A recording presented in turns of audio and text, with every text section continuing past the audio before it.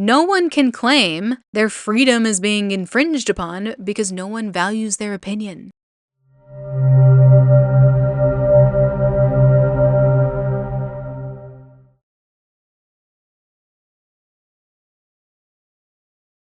Hi, I'm Megan Myth, and I talk about a range of topics, mostly social and/or political commentary. My goal is to promote curiosity and critical thinking in all things. Asking why is a good thing. We're moving forward with going through every page of Project 2025. I'm going to pull sections from each page instead of reading through the whole thing. If I read every word, I'd be creating an audiobook with commentary. That would take years, and we don't have that kind of time. However, I will be showing every page on screen, so feel free to pause the video to read it if you like. This is page Roman numeral 13, and it's titled A Note on Project 2025. It sort of functions as a primer for what the Heritage Foundation wants the reader to get out of this document. It also summarizes the overall vision of Project 2025 and lays out the framework in 4 easy parts called pillars. It begins, "We want you."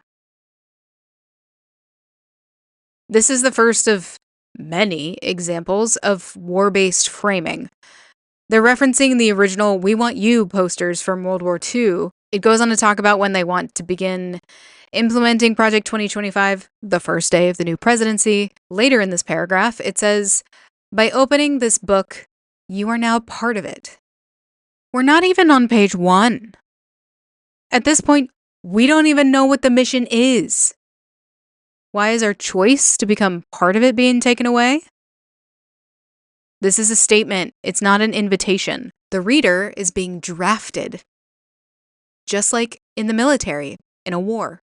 The next paragraph says, "To execute Project 2025 requires a well-conceived, coordinated, unified plan and a trained and committed cadre of personnel to implement it."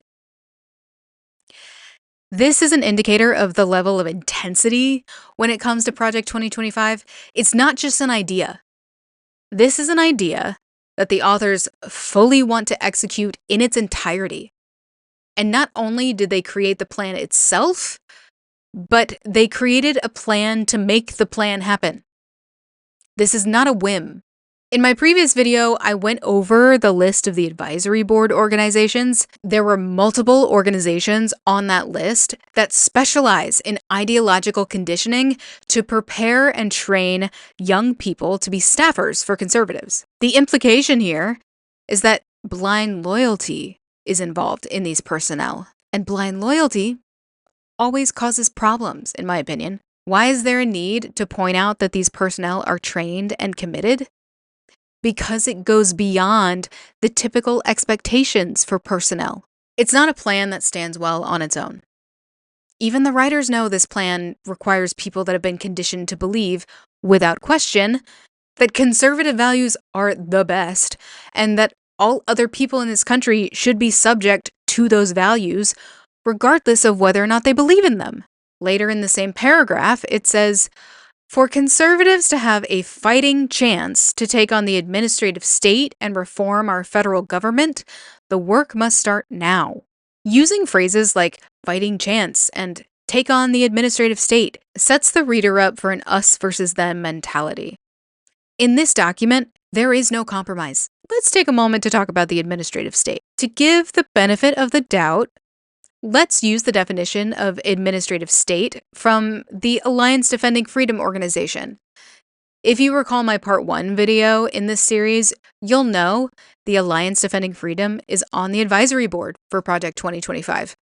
And it defines the administrative state as the numerous agencies of the executive branch. The term also highlights the fact that we seem to be governed by unelected people instead of by Congress and the president. I have a feeling the term administrative state is going to come up often, and we need to have a firm grasp on what that actually means so we can understand the document fully.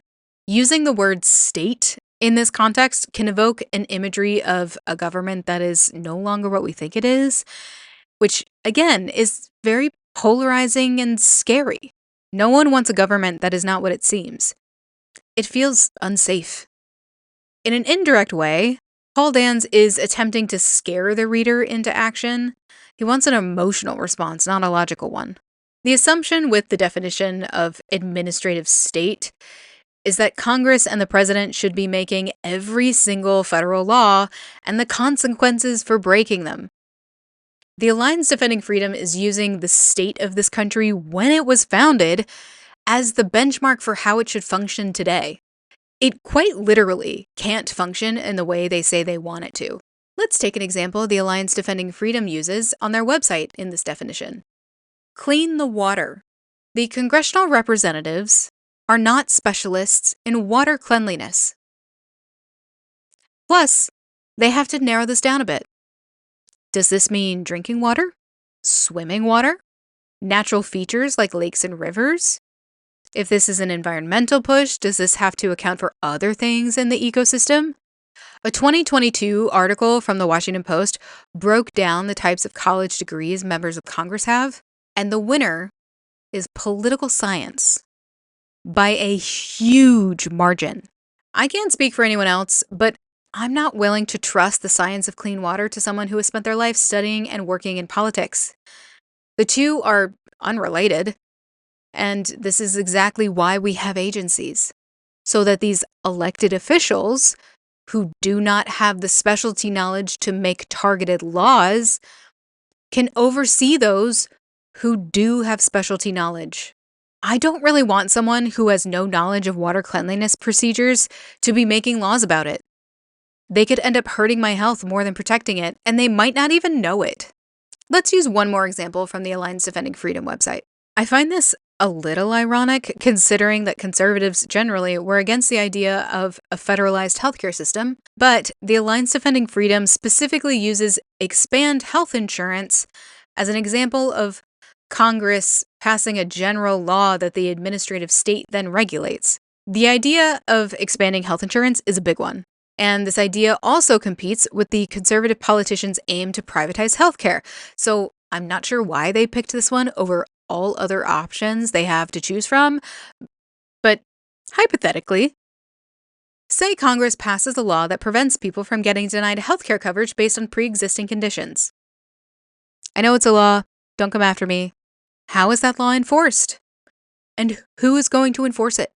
Who is going to make sure the insurance agencies are actually following the new law? That's not Congress's job.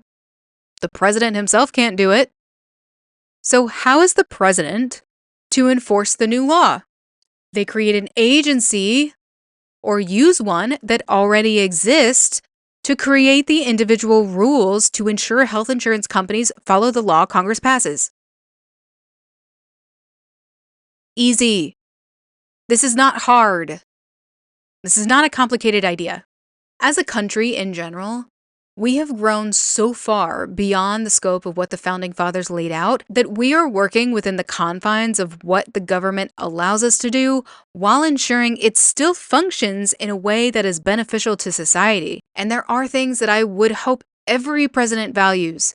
So having an agency that is staffed with specialists working over the course of decades rather than switching out every 4 years would be a good thing. This could be things like the National Park Service or Homeland Security. These two things are very different, but are also important for the country, regardless of who the president is. I know not everyone agrees about what agencies should exist and what they do, but I'm not really here to debate that specific idea. I'm just saying that there are a small number of people making a lot of laws for a lot of people, and the only way for all of those laws to be correctly enforced, to make sure that society actually functions according to those laws, is to have agencies to do exactly that. Let's focus back on the sentence I pointed out earlier.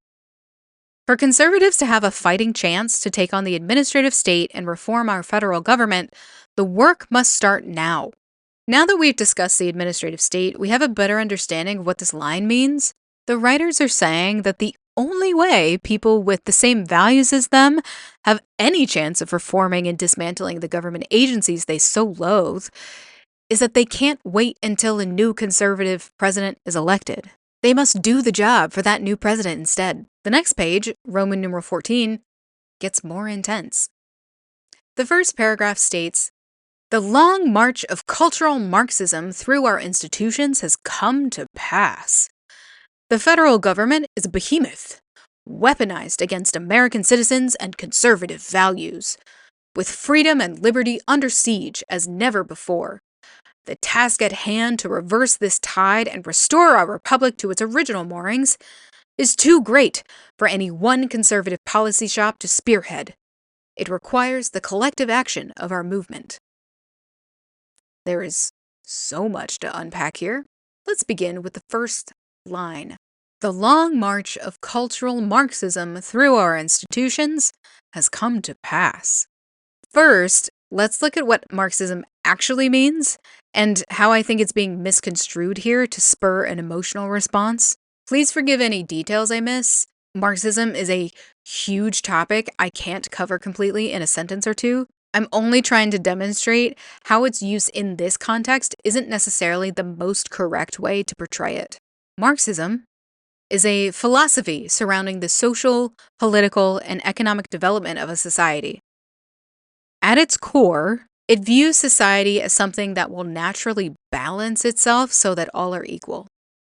It suggests that a capitalist economy will exacerbate the wealth and resource inequalities to the point that the working class will rise up and protest against the higher class of owners that are oppressing them.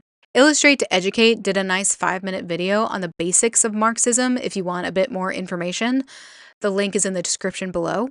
Cultural Marxism sounds a bit odd, and that's because it is. An article from the Heritage Foundation seems to propose that cultural Marxism is based on things like race, sex, and national origin instead of economics. The report states, "Rather, the strategy now draws on Gramsci's concept. Ideologues must infiltrate institutions and all of society and raise the consciousness of the oppressed with a new cultural worldview or narrative."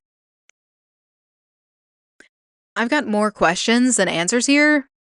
The new cultural worldview this report is railing against is the simple idea that everyone should be equal, regardless of race, sex, national origin, gender identity, anything like that. This country has an unfortunate history of systematically suppressing certain groups, mainly groups that are not white men. This is historically documented. This isn't just a leftist idea. To name just a couple, the Tulsa race riots in 1921 and the Philadelphia bombing in 1985. You know, the time that Philadelphia bombed its own people? My main point here is that the Heritage Foundation and its fellows are talking about cultural Marxism as though, one, it makes sense, and two, that students, particularly college students, are so dumb they couldn't possibly be changing their outlook because exposure to people who are not exactly like them gives them empathy towards people who are different. Empathy is a good thing. And I know this particularly well. I wrote my graduate capstone on prejudice and how to fight it.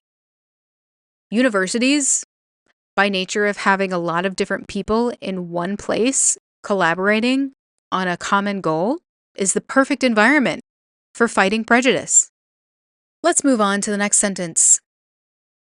"The federal government is a behemoth, weaponized against American citizens and conservative values, with freedom and liberty under siege as never before."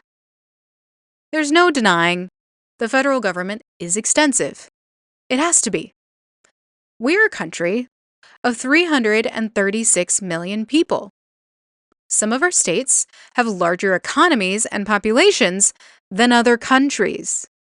But weaponized against American citizens and conservative values is something worth questioning. Let's break down the accusation first. The federal government is weaponized against American citizens. I'd like to see evidence for this. A weapon is something that someone wields against someone else.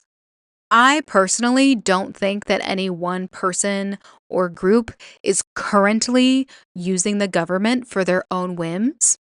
Sure, not everyone likes every decision the government makes. It is impossible to make 36 million people happy all at the same time. However, just because you don't like what the government is doing does not mean that it is weaponized against you. Let's move on to the next part of the accusation. The federal government is weaponized against conservative values. This government has to function for everyone, conservatives and liberals alike. And, in my opinion, anyone who says they should always wield the power is not someone worthy of that power. When conservatives hold racist and sexist views and are told they need to grow up and get some empathy, that's not weaponizing anything against conservatives. That's just conservatives being stuck in the past because they don't like that there is more competition for power with people who might actually deserve it. They don't get it by default anymore and have to earn it, just like everyone else. And when they don't get the power they want, it doesn't mean they're victims. It means they lost. Continuing on. With freedom and liberty under siege as never before. I'd really like to know what evidence they have for this one. Americans once called seatbelt laws government overreach. It is the new seatbelt ordinance. If the town council gets its way, seatbelts will be mandatory for everybody riding in the front seat of a car through Richland. I'll have to detour the town to get to Kalamazoo. If they pass a seatbelt ordinance where I don't use a seatbelt. I wouldn't wear my seatbelt. If I get caught, I get caught, I guess. Florida Highway Patrol Lieutenant Chris Miller hears it all when it comes to seatbelts. I hear it's uncomfortable. It wrinkles my clothes. It's not cool. There's no freedom no more. You don't want to wear it? That's your choice. To restrict drinking and driving here is viewed by some as downright undemocratic. It's kind of getting communist when a fella can't put in a hard day's work, put in 11, 12 hours a day, and then get in your truck and at least drink 1 or 2 beers. They're making it laws where you can't drink when you want to. You have to wear a seatbelt when you're driving. And pretty soon we're going to be communist country. But no one can deny that seatbelts save lives.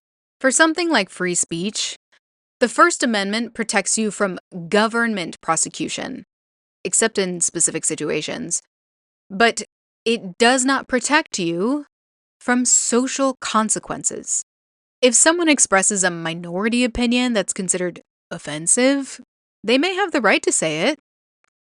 But anyone who hears it has just as much right to tell you off for it or walk away.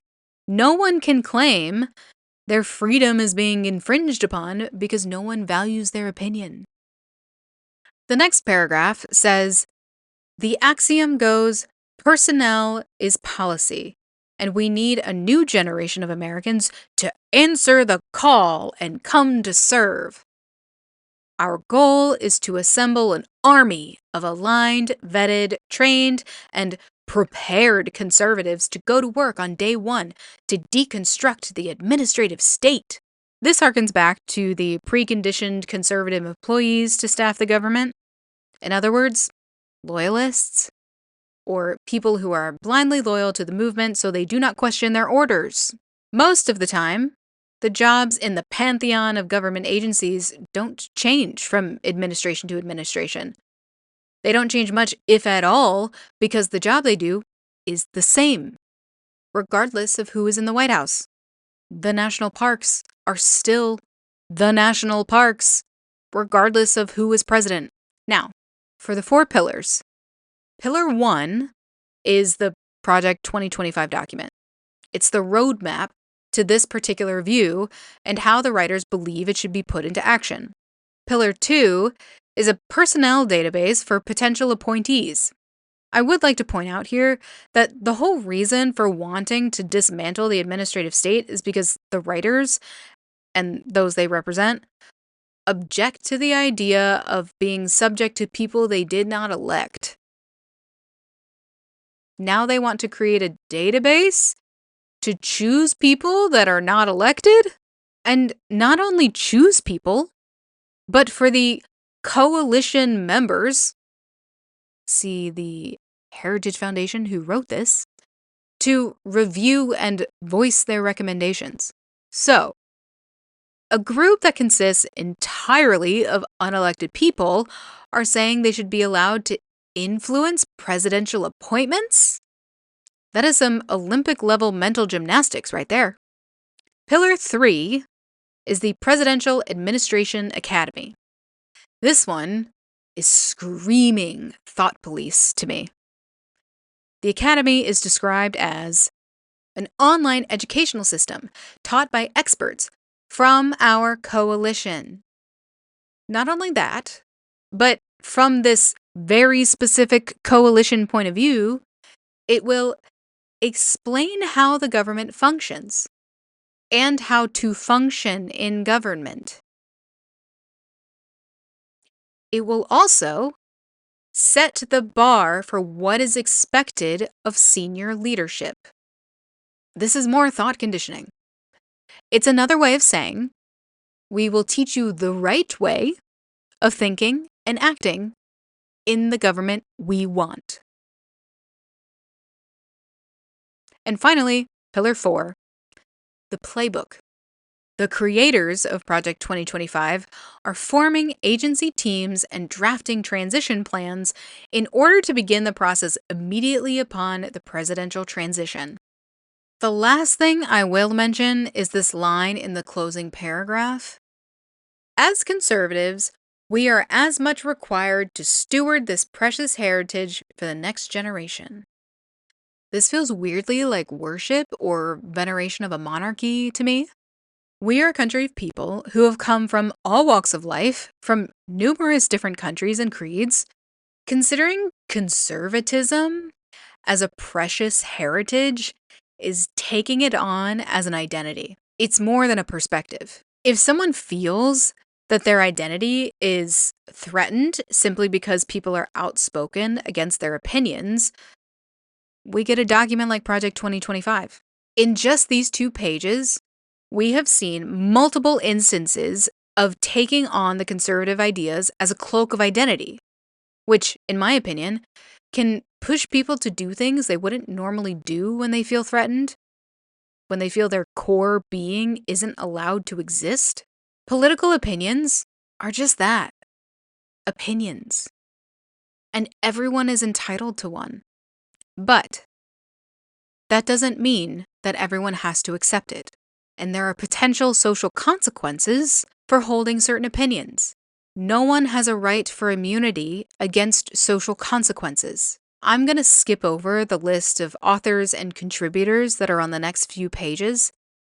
I'm briefly showing each page on screen just so we don't break continuity in the document. In my next video in this series, we will start going through the foreword titled A Promise to America by Kevin Roberts. If you haven't already heard of him, he is the president of the Heritage Foundation. Thank you so much for choosing to spend time with me here. You can find links to my sources in the description below. If you liked this video, please like and subscribe. You can click the bell to get notifications whenever I upload new videos. Please let me know your thoughts in the comments. I hope to see you again soon, and don't forget that asking why is a good thing.